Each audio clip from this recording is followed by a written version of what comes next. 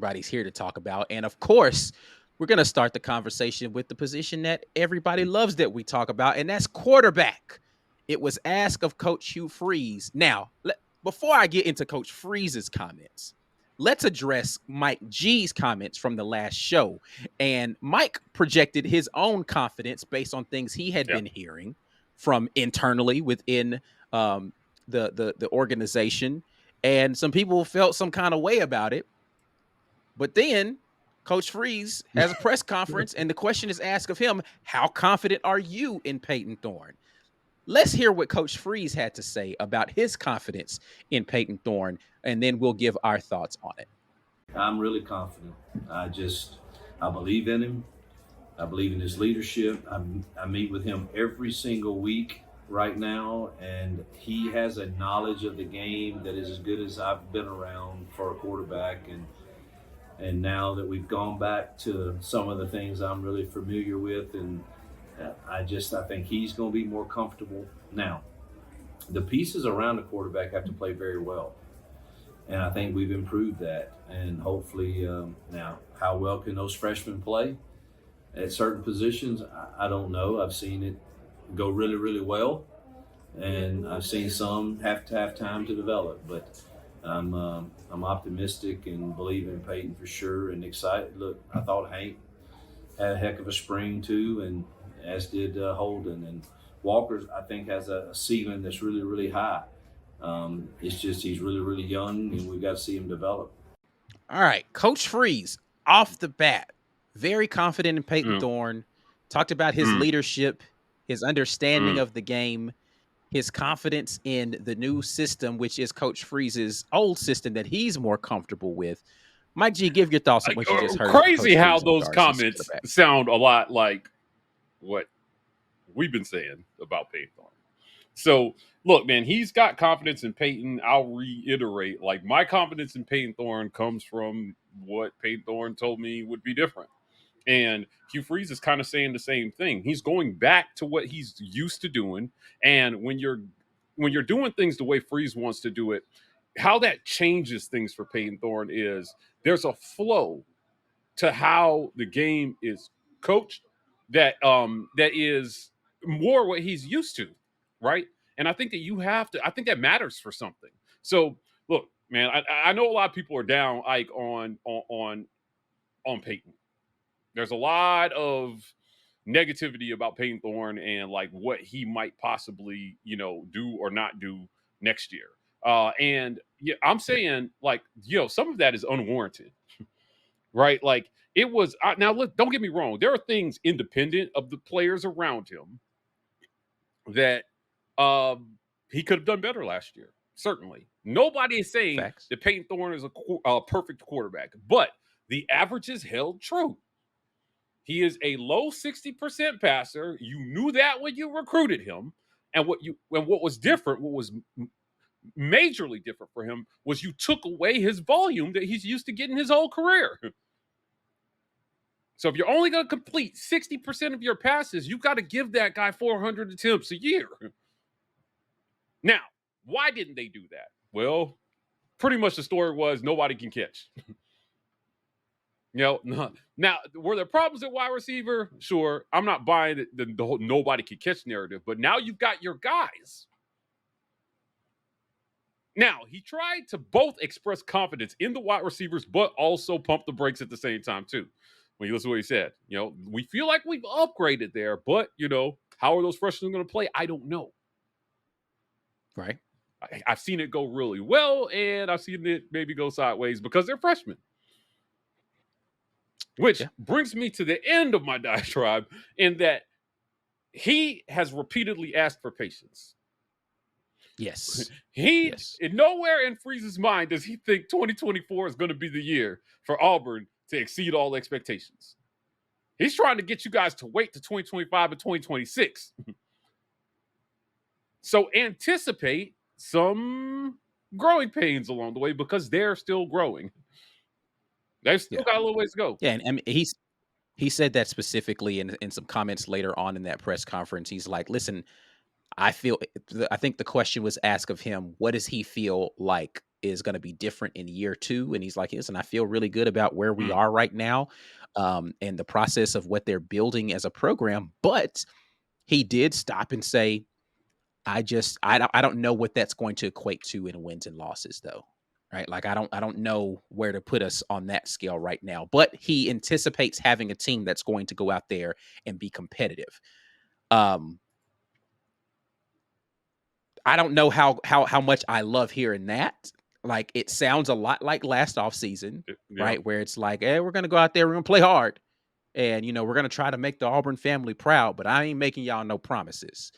I guess my question is, I wonder what an extremely is he always going to downplay things, or is there a more confident version of Hugh Freeze that goes out there and says, "Hey, listen, man, we've got a dang good football team, and we're going to go out there and we're going to give people hell every single Mm. Saturday." Now, are we going to win every game? I don't know, but we're a hard I team to think when the beat. talent catches up to where he thinks it will be, you'll hear more of that. Right? He's always Yeah, but I just don't want him to project all of his confidence just on, man, we've got the most well, talented yeah. Well, I roster out mean, there. look. At the end of the day, he acknowledges to get to where Georgia and Alabama are at. It's years of recruiting.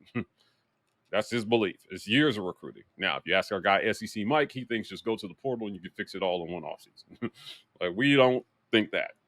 I don't think anybody. A lot of people think that. So it's going to take some time to get the talent in, evaluate the talent, hold on to the talent, develop the talent. This is a different job than it was when he was last in the SEC.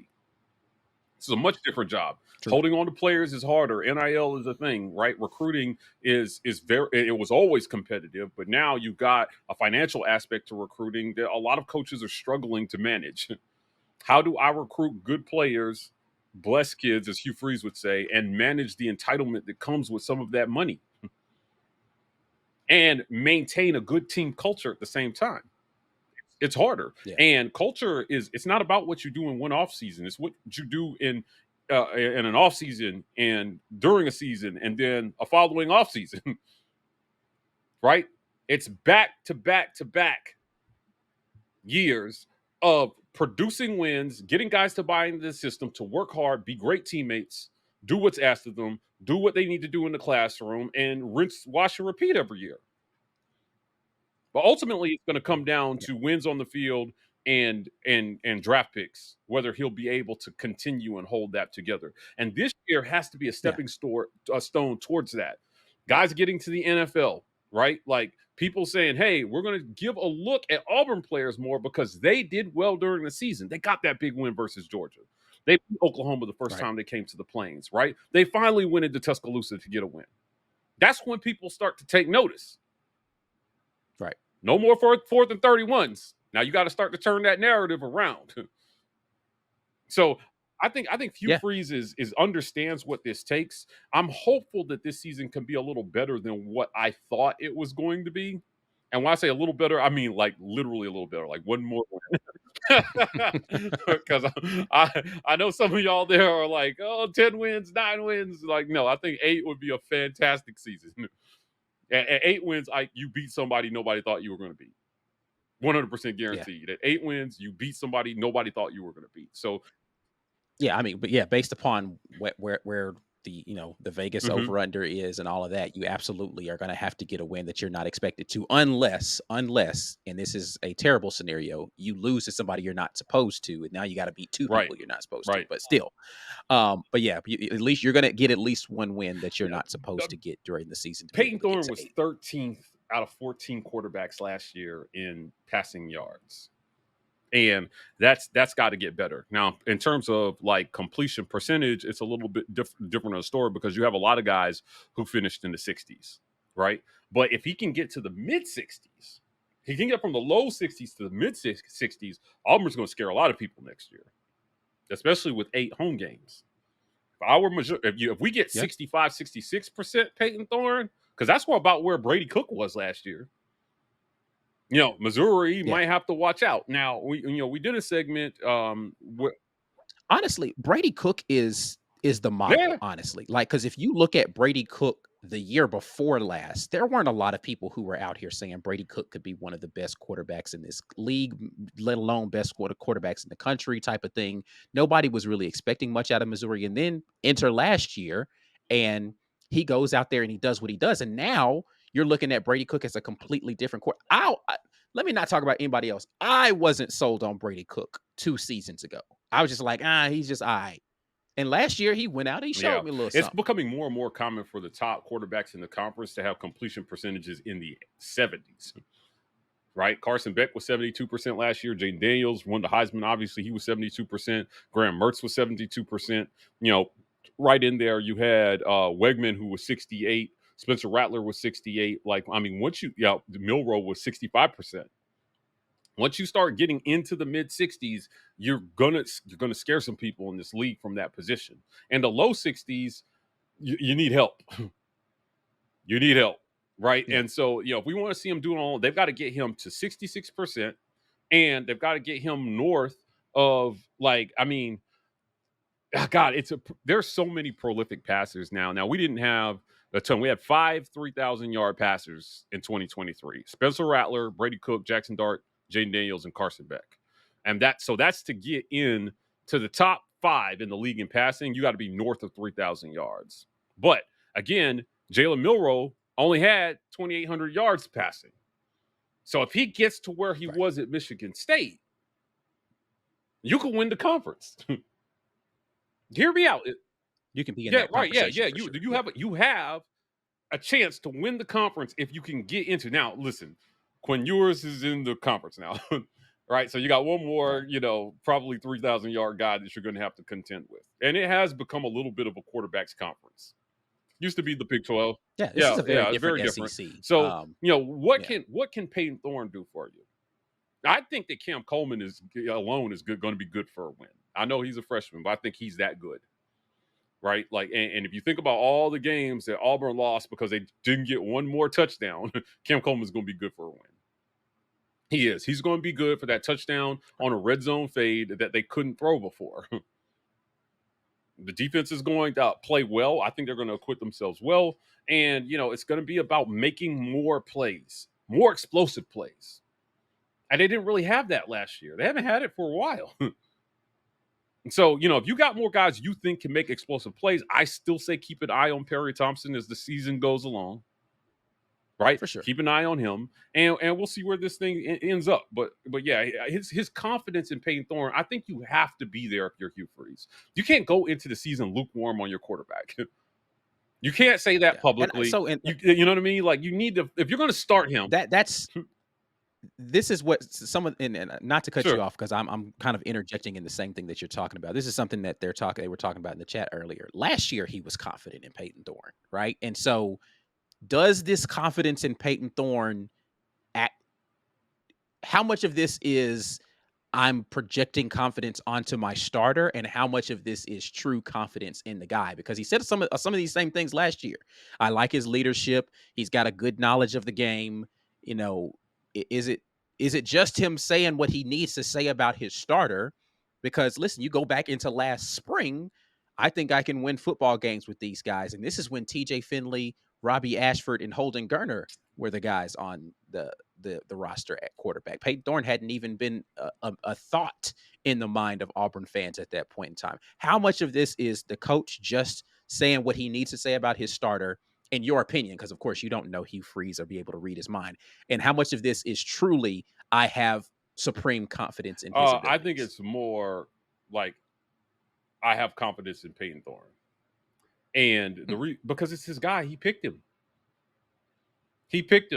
And he defended him all last year. Now, there were times where he said, Payton can play better. But for the most part, if anybody got thrown onto the bus, it was the guys around Payton. So I think he has confidence in him. He said, upgrade the guys around him and you get a better Payton Thorne. Yeah. And I'm like, okay, that's almost true of any quarterback, Hugh, but like, but ultimately he picked him.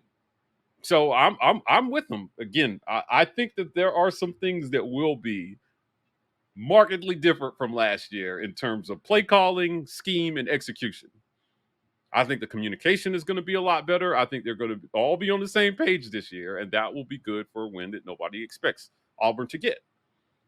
Georgia fans, man, I'm telling you, a lot of them were like, yo, Auburn was a tough game last year. Knowledgeable Georgia fans Was. acknowledged that game looked harder than it ended.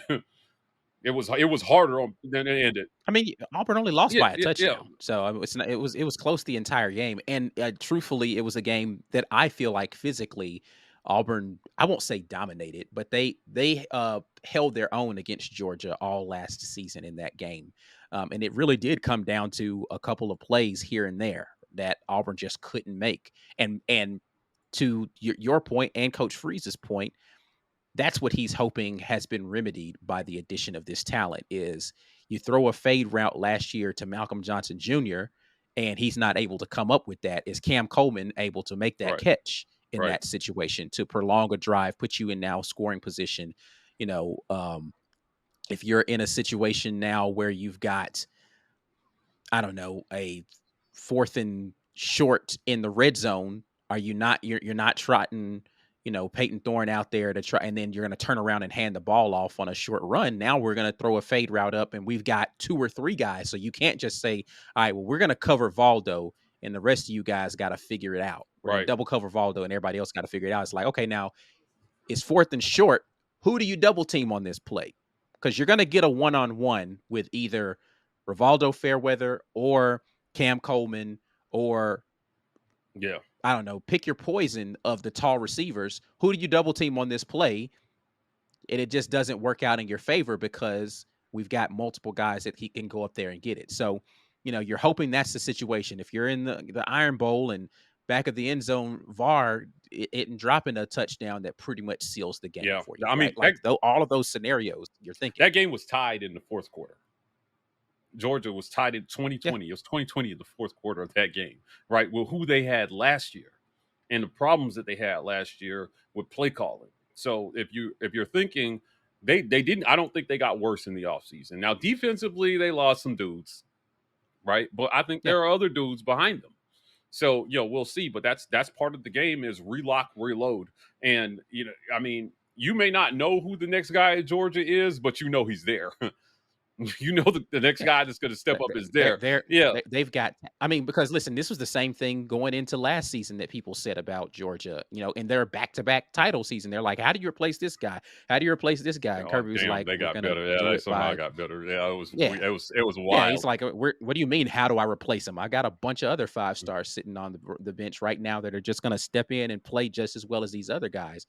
And you can tell that he went into that season confident he had a good football Right. team, right? He knew it. All right, listen, I've got dudes here. Don't worry about it. We got dudes. And we're not going to, what did he say? We're not going to be hunted, right? Like he's like, no, we're going to be the aggressor in Right. every game. And people have to contend with the fact that we're coming every Well, single so you season. got Georgia that you lost to by a touchdown. You got Ole Miss that you lost to by a touchdown, and you got Bama that you lost to by 3 points on the last play of the game. Yeah. And so I can force rewatching those games. There's definitely a path for Auburn to those have won games, each yeah. one of those. So like now, listen, Ole Miss, the end score looked a little closer because they kind of scored a good last scored one, in the yeah, last to make it a minute, one yeah. touchdown lead. So I don't think they were, but it's not like they did nothing against Ole Miss. I just think that there's some things there that you can look at, and you don't lose your G5 game. Like that was a mental flop by Auburn. That wasn't about talent. That was a mental flop. So there's 4 games that you could have had. If you split that, that's an 8-win season. Beat New Mexico State and then win one of the 3 that I mentioned. So I think that they can do it this year. Again, you got 8 home games. You got to get 1 on the road. 1 of the 4 on the road. They're going to be really hard. Georgia, Alabama, Missouri, Kentucky. Like all those games are going to be tough. Yeah. And so you get 1 of the 4 on the road so that you don't have a winless October. And then you get your home games. Oklahoma's going to be tough. I think that's going to be a tough matchup. Right. And Auburn, I don't know. They haven't played Oklahoma well as of late. Last couple of times they played, it's not been great. So, we'll see where he goes. But it starts with Payton Thorne. It's a quarterback's league. Now, I just want to remind people who the quarterbacks in the league were last year, man. It was tough last year. It was really tough. Yeah, you had a Heisman winner in the league last year. You had another guy who, probably, again, Brady Cook and Luther Burden, top 2 or 3 if not the best QB wide receiver combination. You had Jalen Milroe, who just missed the Heisman ceremony.